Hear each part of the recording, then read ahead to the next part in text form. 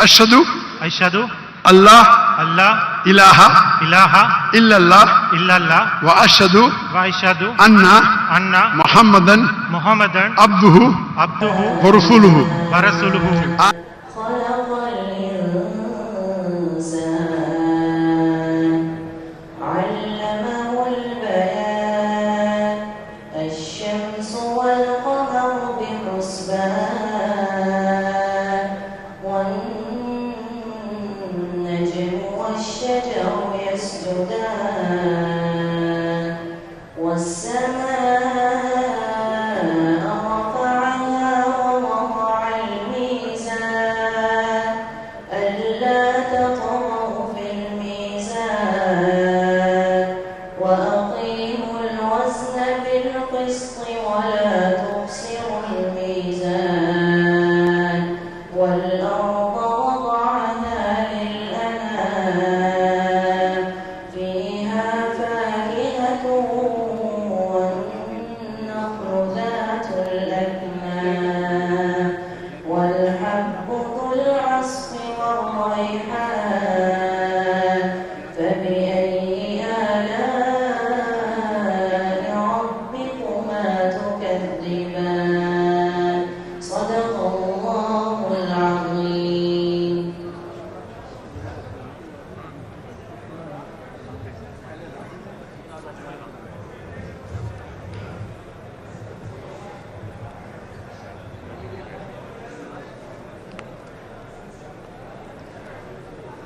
ابھی انشاءاللہ چند لمحوں کے بعد ہمارے مہمان گرامی جناب ڈاکٹر ذاکر احمد نائک صاحب آپ کے سامنے خطاب فرمائیں گے.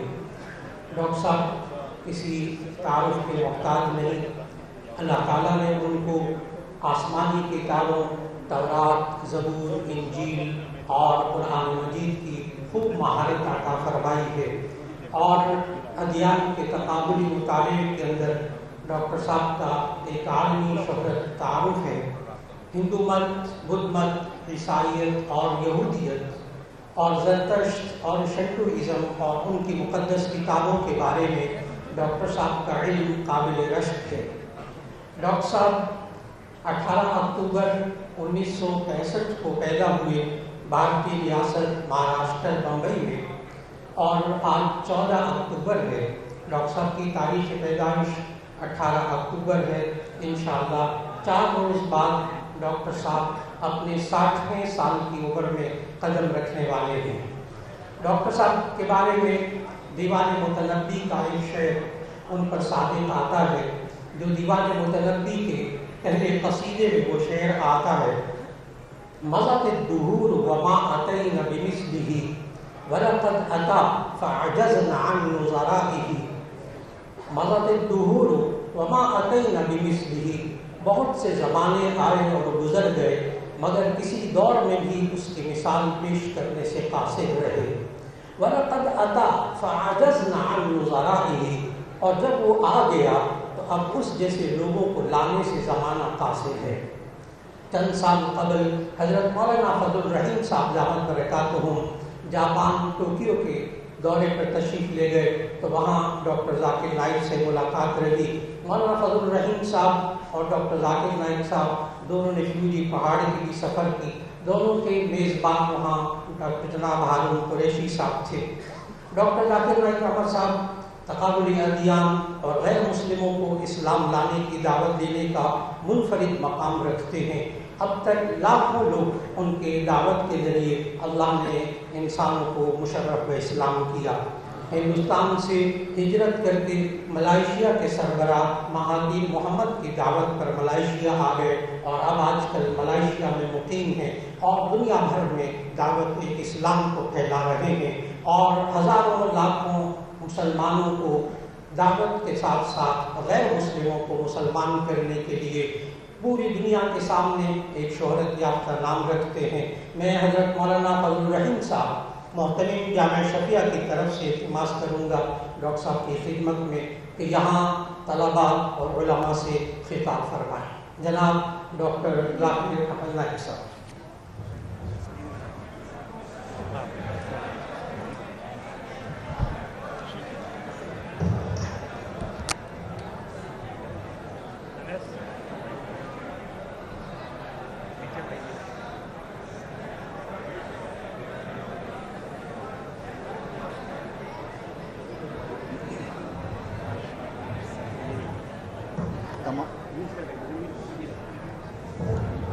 آپ تمام حضرات سے گزارش ہے کہ ڈاکٹر صاحب خطاب فرمانے لگے ہیں. آپ سے درخواست ہے کہ آپ خاموشی سے ڈاکٹر صاحب کا خطاب سنیں. یہ سرمایہ ہے اس وقت پاکستان میں آپ کے لیے. تو آپ کی مہربانی ہے ذرا خاموشی سے مہربانی کر لیں. بہت شکریہ.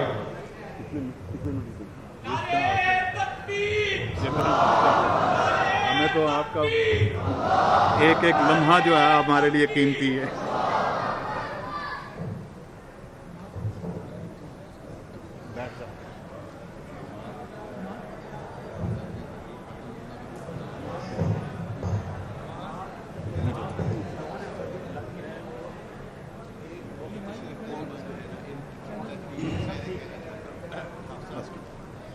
جی فرمانے میں ایک مختصر کلمہ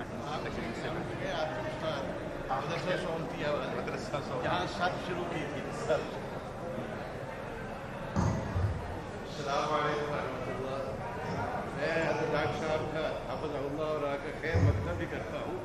اور دوسرا میں یہ عرض کرتا ہوں کہ ڈاکٹر صاحب بھی جامعہ اشرفیہ ہی کے بالواسطہ شاگرد ہیں. ماشاء اللہ. جامعہ اشرفیہ المبارک ہے. ڈاکٹر صاحب نے جب صرف نحو شروع کی تھی تو مدرسہ سولتیہ میں تشریف لائے تھے.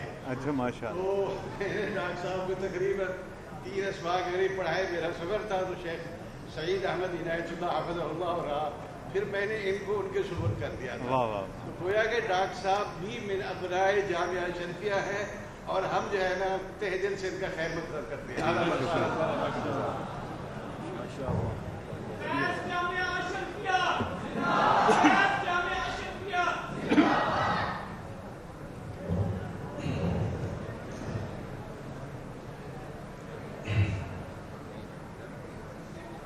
الحمدللہ والصلاة والسلام علی رسول اللہ وعلی آلہ وصحبہ اجمعین.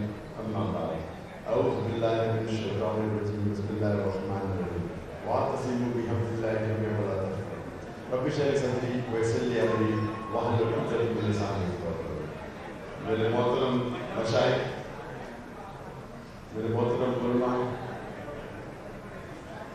میرے محترم بزرگوں اور میرے عزیز بھائیوں، السلام علیکم ورحمۃ اللہ وبرکاتہ. مجھے بےحد خوشی ہو رہی ہے کہ میں پھر سے ایک بار پاکستان کی سرزمین میں خصوصاً لاہور اور خصوصاً جامعہ اشرفیہ میں ابھی موجود ہوں. میری تمنا تھی، ایک وقت میں 33 سال پہلے آیا تھا جب میں تقریر نہیں کرتا تھا. جب تقریر کرنے لگا تو تمنا تھی کہ پاکستان آؤں اور دیگر اسلامک ادارے دیکھوں، اور اللہ نے وہ اب یہ تمنا پوری کی. اور تقریر کے پہلے کہنا چاہتا ہوں کہ جیسے آپ جانتے ہیں کہ میری تعلیم انگریزی میں ہوئی ہے، تو اس اردو تقریر میں ظاہر ہے کہ کچھ غلطیاں ہوں گی، تو اس کے لیے معذرت چاہتا ہوں. اور جس طریقے سے مولانا صاحب فرما رہے تھے کہ میں مکہ میں گیا تھا اور وہاں جامعہ سولیا ادھر میں نے ان کے استادوں کے ذریعے کچھ قرآن کے بارے میں سیکھا. اور یہ میرا شوق تھا کہ میرے والد جو تھے وہ شافعی تھے، کوکنی امر شافعی تھے، لیکن وہ ہمیشہ الحمدللہ کوئی بھی عالم ہو انہیں گھر پہ بلاتے تھے، چاہے حنفی، شافعی، مالکی، اہل حدیث، دیوبندی، تبلیغی، بریلی، وہ گھر پہ بلاتے تھے. تو بچپن سے میرا رابطہ ہے کئی علماء کے ساتھ گفتگو کرنے کا. جب شروع میں تو ہمارے گھر پہ آتے تھے شافعی علماء، بعد میں مجھے یاد ہے کہ قاضی مجاہد القاسمی، آپ نے نام سنا؟ آپ نے سنا قاضی مجاہد القاسمی کا نام؟ وہ بڑے فقیہ تھے، حنفی مذہب کے بڑے فقیہ تھے، اور مجھے سعادت حاصل وقت کے کم جب میری عمر کم تھی ان کے ساتھ ہم نے انشاءاللہ اسلام کے بارے میں گفتگو کی. وہاں سے رضوان شروع ہوا. پھر مولانا علی ندوی کے ساتھ, بعد میں مختار ندوی کے ساتھ جو حدیث کے امیر تھے, اور کئی علماء کے ساتھ. اور بعد میں اس کے بعد ماشاءاللہ سعودی عربیہ گئے, وہاں کئی علماء کے ساتھ. تو میں کوئی دارالعلوم سے فارغ نہیں ہوں.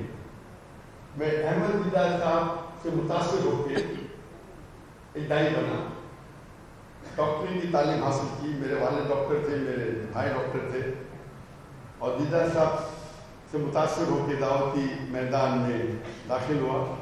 پھر ڈاکٹر اسرار احمد صاحب جب میں آیا تھا 1991 میں 33 ایئرس پہلے, انہوں نے کہا کہ آپ کیا کرنا چاہتے ہیں؟ میں بولا دونوں, ڈاکٹر اور دائی.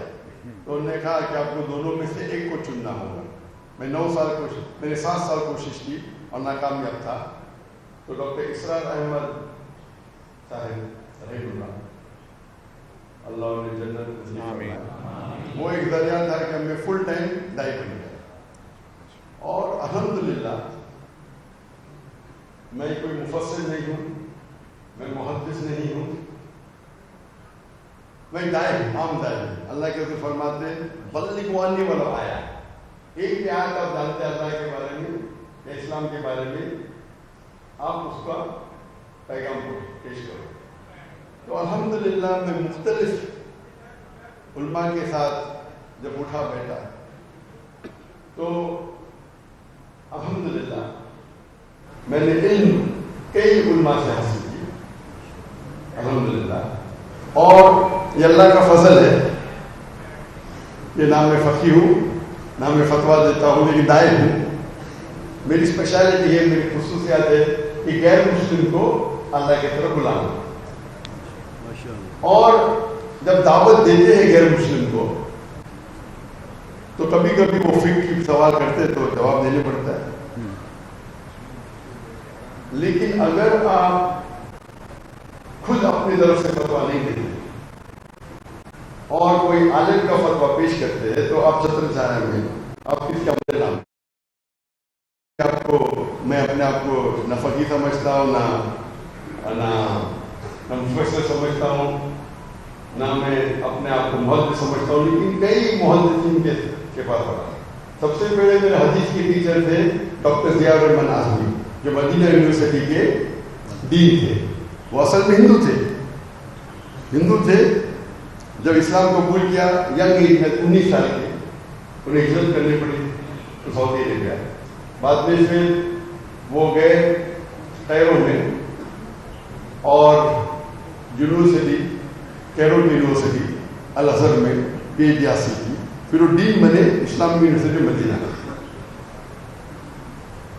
جب میں بڑے علماء سے ملا اور اللہ کی مدد تھی, مجھے احساس ہوا کہ جب وہ بڑے علماء سے ملتے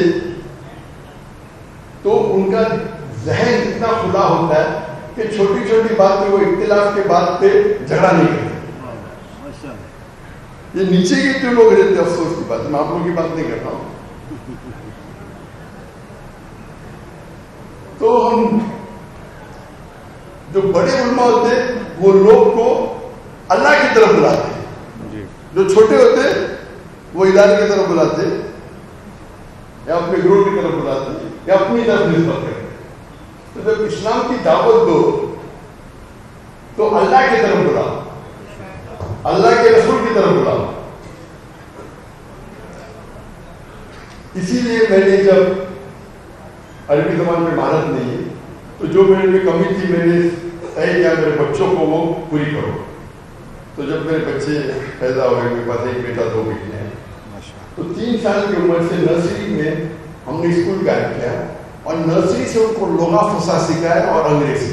یہ 2 زبان پہ مہارت, پبلک اسپیکنگ, تقریر کرنا 3 سال کی عمر سے حافظ بنا. تینوں بچے حافظ ہیں اور 16 سال کی عمر تک کے 2 زبانوں نے علم حاصل کیا. اور ہمارے اسکول میں جو نظام تھا وہ تعلیم دونوں جہاں کے لیے, دنیا اور آخرت کے لیے.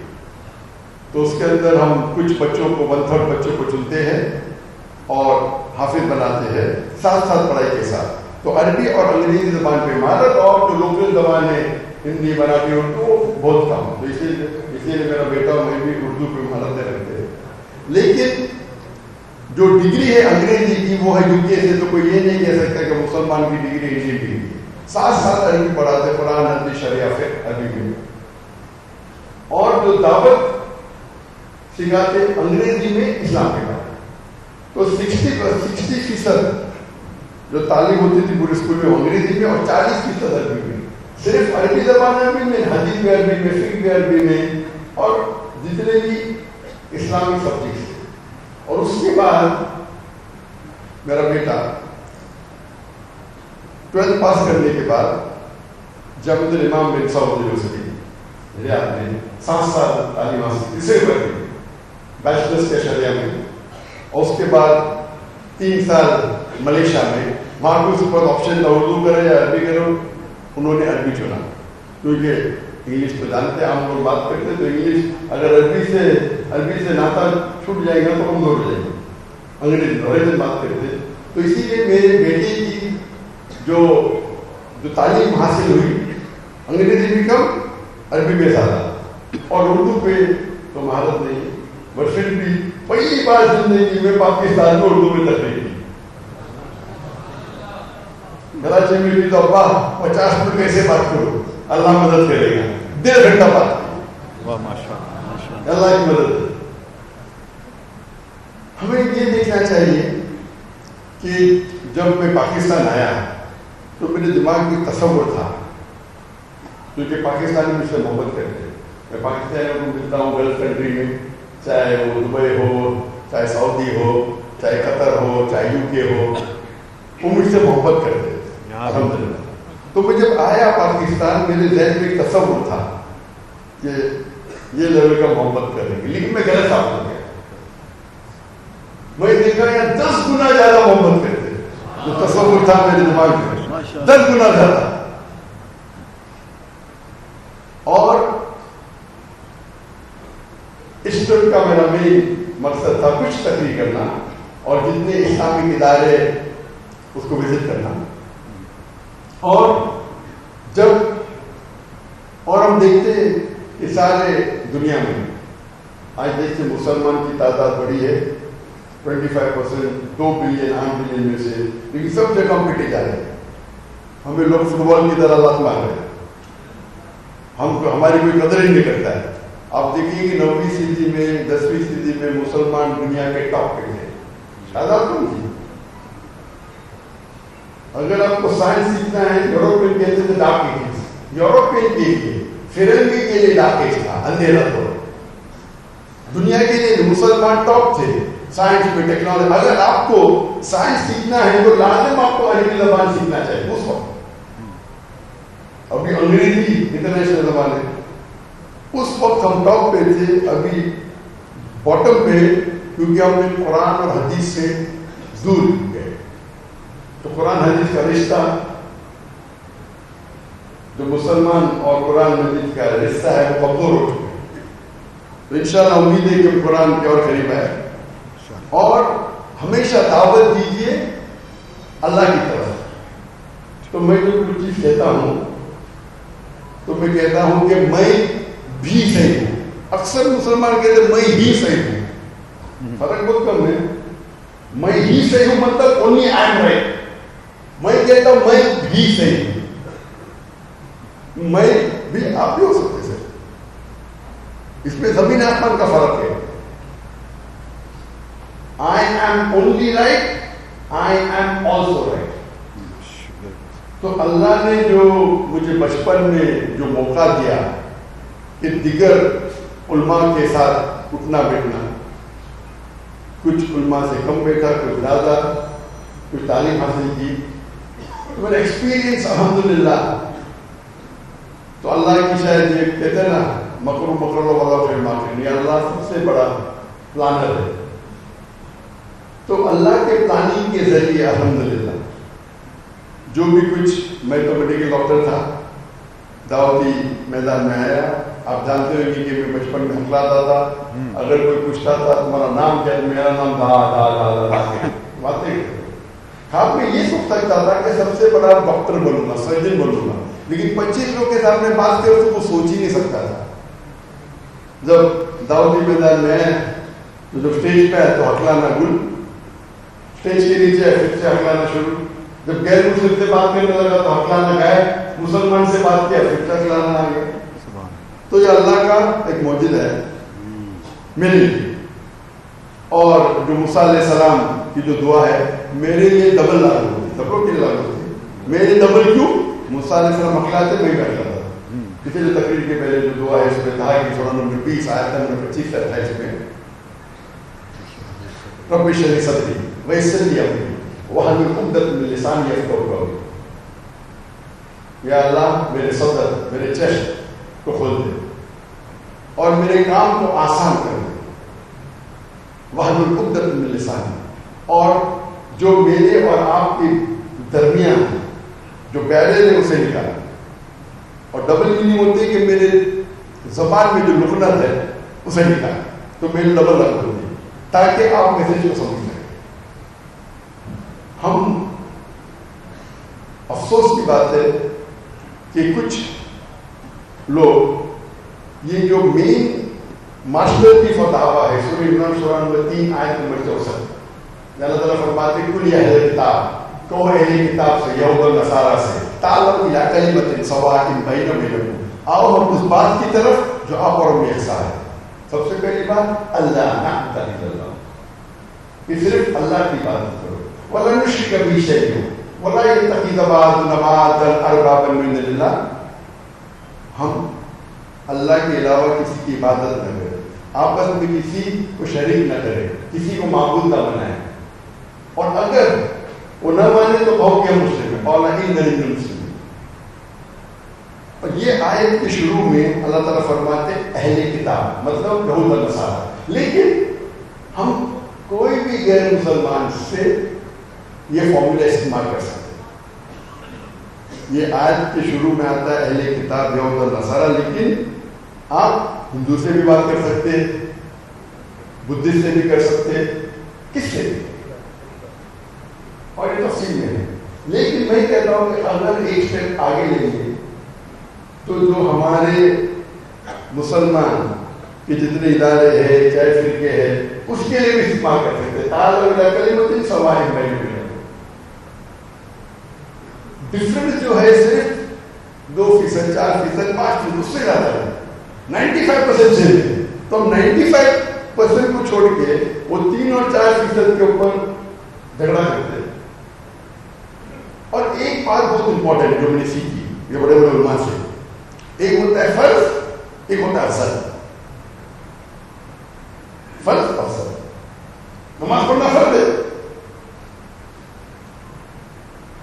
ہاتھ کا باندھیں گے, شافعی کے ہاتھ پر بنیں گے, حنفی کے ہاتھ نیچے بنیں گے, لیکن چاروں ائمہ کہتے ہیں کسی بھی طریقے سے نماز پڑھو, نماز کو پڑھو. شافعی کہیں گے سینے کا ہاتھ باندھنا افضل ہے, حنفی کہیں گے ہاتھ نیچے باندھنا. یہ چھوٹے اختلاف رفت کرنا چاہیے, عامی بولنا چاہیے, کوئی بھی ائمہ نہیں کہتے کہ فرض ہے. تو افضلیت کے اوپر جھگڑا کرنا, فتنہ قرآن کی آیت ہے کہ مرڈر سے زیادہ حرام ہے.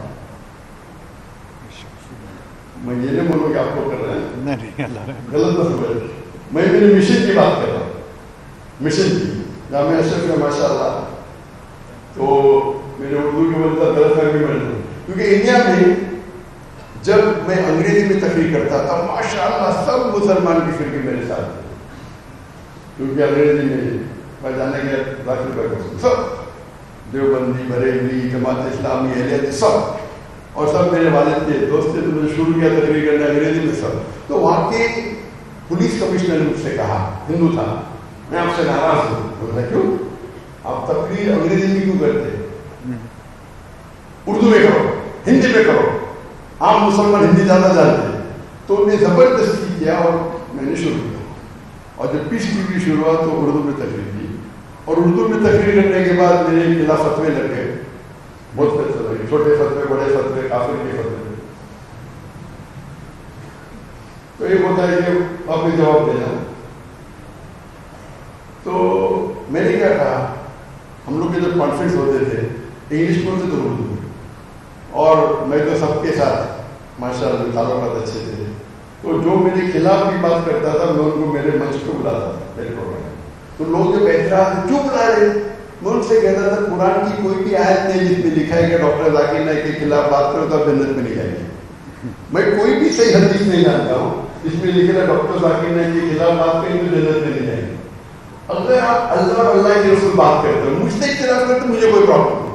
میں بلاتا تھا, میرے اسٹیج پہ میرے خلاف بات کرتے تھے لیکن بعد میں میرے دوست بن جاتے تھے.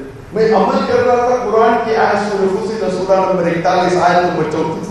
اگر کون آپ سے برا برتاؤ کرتا ہے, ایون تھنگ کرتا ہے, آپ اس سے اچھا برتاؤ کرو. ہو سکتا ہے کہ آپ کا دشمن آپ کا دشمن ہے. تو اگر ہم قرآن ماشاء اللہ آپ کو تمہیں سے اچھا سمجھتے قرآن, آپ اگر قرآن کی جو ہدایت پہ عمل کریں گے تو آپ دیکھیں گے کہ قرآن ہیز دی سولوشن. قرآن میں انسانیت کے مسائل کا حل ہے, خالی ڈھونڈنا چاہیے کدھر ہے. تو جب شروع کیا تو کچھ لوگ ناراض ہو گئے. تو الحمدللہ قرآن میں لکھا ہے قال اننی من المسلمین. تعالیٰ تم کے آخر میں کیا لکھا ہے, قال اننی مسلم, کہو کہ میں مسلم ہوں. تو ہمیں یکساں ہونا چاہیے مسلم. میں یہ نہیں کہتا ہوں کون اپنے آپ کو دیوبند سے آپ فارغ ہے دیوبندی بولتے بالکل جائز ہے, کون مدینہ سے فارغ ہے مدنی بولیے, اس میں کوئی اعتراض نہیں. لیکن جب دین اور اللہ کی نسبت سے ہم کہنا جو مسلمان ہیں, آپ لقب دیتے تو کوئی اعتراض نہیں. اگر کہاں سے آپ فارغ ہیں اس سے پتا چلتا ہے کدھر رہتے ہیں, کدھر سے فارغ ہے, بالکل جائز ہے. لیکن قرآن کی آیت ہے جو میں آج کی تلاوت کی اس تقریر کے پہلے, سورہ عمران سورہ نمبر 3 آیت نمبر 103, وَاعْتَصِمُوا بِحَبْلِ اللَّهِ جَمِيعًا وَلَا تَفَرَّقُوا. اللہ کی رسی کو مضبوطی سے پکڑے اور آپس میں نہ پکڑے. اللہ کی رسی قرآن سے حدیث. تو اگر ہر مسلمان چاہے کدھر سے ہو, دیوبند سے ہو, بریلوی سے ہو یا مدنی ہو, کوئی بھی ہو, اگر اللہ کی کتاب, اللہ کی رسی, اللہ کی کتاب اور حدیث پہ بلائے صرف, تو میں جب دیکھتا ہوں کہ جو بڑے علماء ہیں, بڑے علماء وہ یہی کرتے ہیں, اسی لیے اللہ نے بڑا کرتا. آپ اللہ کی طرف بلاؤ, اللہ آپ کو اونچا کرے گا. لوگ کیا سمجھتے ہیں کہ میری طرف بلاؤ میرا نام اونچا ہوگا, یہ غلط ہے. اللہ کے علاوہ کوئی بھی آپ کو مدد نہیں کرتا ہے. اللہ سبحانہ و تعالیٰ فرماتے ہیں سورہ عمران میں سورہ نمبر 3 آیت نمبر 160 میں, اگر اللہ آپ کی مدد کرے گا کوئی بھی آپ کو ہرا نہیں سکتا ہے. اگر اللہ آپ کو چھوڑ دے گا اس کے بعد کوئی بھی نہیں مدد کرتا ہے, کوئی بھی نہیں مدد کر سکتا ہے. اے مومنو, اللہ پہ بھروسہ کرو. تو اللہ کی طرف بلاؤ. جو آپ کا تصور ہے کہ آپ کو 2 پوائنٹ لینا ہے, اللہ تعالیٰ آپ کو 1000 پوائنٹ دے گا. تو اگر اللہ کی طرف بلاؤ تو آپ دیکھیں گے. تو اس میرے پاکستان کے دورہ میں جب میں آیا لاہور میں گیا اہل حدیث کے ادارے میں گیا رائے گڑھ تبلیغ جماعت, میں گیا مولانا طالب علم دیوا, اور میں جو محبت دیکھا سب جگہ ماشاء اللہ لوگ مجھے استقبال کر رہے ہیں. عام طور پہ کیا ہوتا ہے, اپنے اپنے گروہ کے عالم کو لوگ, آپ اگر اللہ کے رسول کی زندگی پڑھو گے تو ہر صحابہ سوچتا تھا اللہ کے رسول مجھ سے سب سے زیادہ محبت کرے. سوچتے تھے کہ یہ اللہ کے رسول کی جو ان کا برتاؤ کرنے کا طریقہ تھا, ہم تو ان کے قریب بھی نہیں, ہمیں کوشش کرنا چاہیے کہ ان کے ہدایت پہ عمل کریں. تو اسی طریقے سے اگر ہر مسلمان ایک دوسرے مسلمان کو اپنا بھائی سمجھے, قرآن اور حدیث ہے, تو ہم دیکھیں گے پھر سے ہم اس دنیا میں ہو. آج دیکھ رہے ہم پیٹے جا رہے ہیں. دیکھو غازہ میں کیا ہو رہا ہے, 1 سال کے اوپر ہو گیا, کیا کر سکتے ہیں, تقریر کے علاوہ کیا کرتے ہیں. میں نے ایک تقریر کی ہے, وہ بھی تقریر کی, کیا کرو 15 پوائنٹ ایکشن پلان, 15 نقطے مسلمان امت کے لیے فلسطین کے.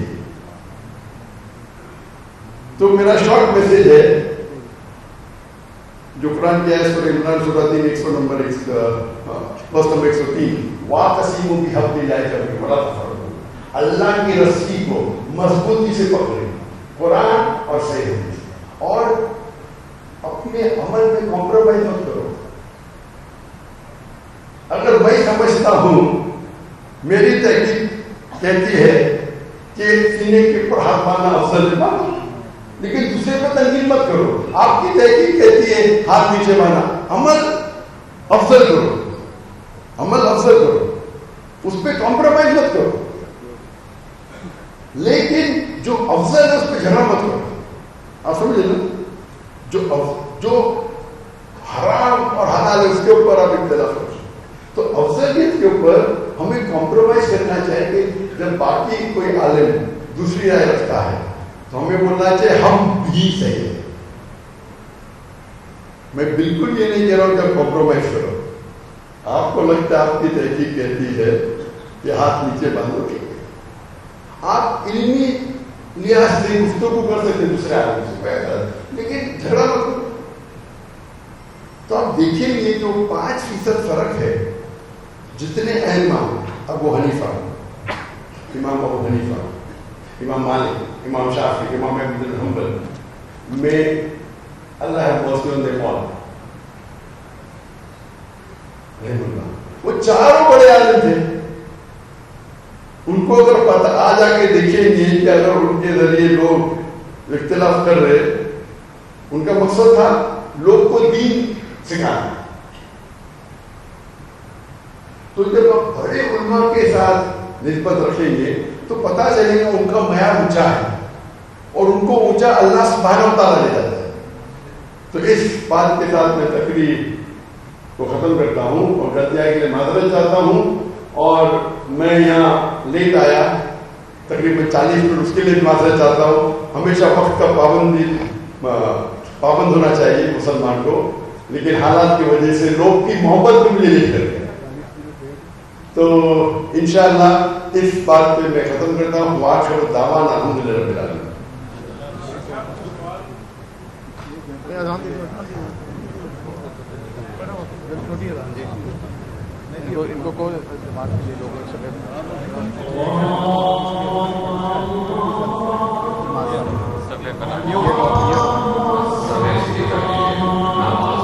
یہ اٹھو یاد تارے شاہ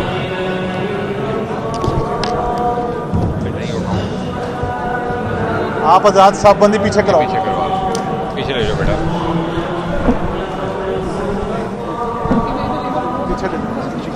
پیچھے لے جاؤ، پیچھے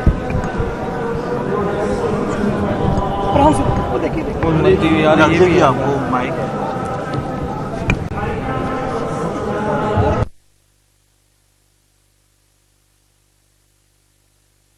خوشی ہو رہی ہے کہ میں پھر سے ایک بار پاکستان کی سرزمین میں، خصوصاً لاہور اور خصوصاً جامعہ اشرفیہ میں ابھی موجود ہوں۔ میری تمنا تھی، ایک وقت میں 33 سال پہلے آیا تھا جب میں تقریر نہیں کرتا تھا، جب تقریر کرنے لگا تو تمنا تھی کہ پاکستان آؤں اور دیگر اسلامک ادارے دیکھوں، اور اللہ نے وہ اب یہ تمنا پوری کی۔ اور تقریر کے پہلے کہنا چاہتا ہوں کہ جیسے آپ جانتے ہیں کہ میری تعلیم انگریزی میں ہوئی ہے، تو اس اردو تقریر میں ظاہر ہے کہ کچھ غلطیاں ہوں گی، تو اس کے لیے معذرت چاہتا ہوں۔ اور جس طریقے سے مولانا صاحب فرما رہے تھے کہ میں مکہ میں گیا تھا اور وہاں جامعہ سعودیہ، ادھر میں نے ان کے استادوں کے ذریعے کچھ قرآن کے بارے میں سیکھا، اور یہ میرا شوق تھا کہ میرے والد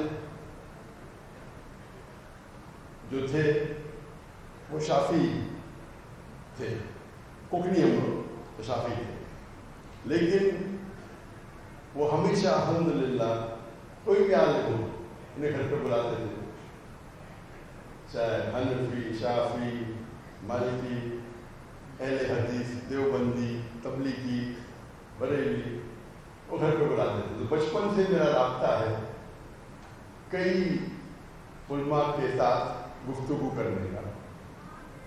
جب شروع میں تو ہمارے گھر پہ آتے تھے شافعی علماء، بعد میں مجھے یاد ہے کہ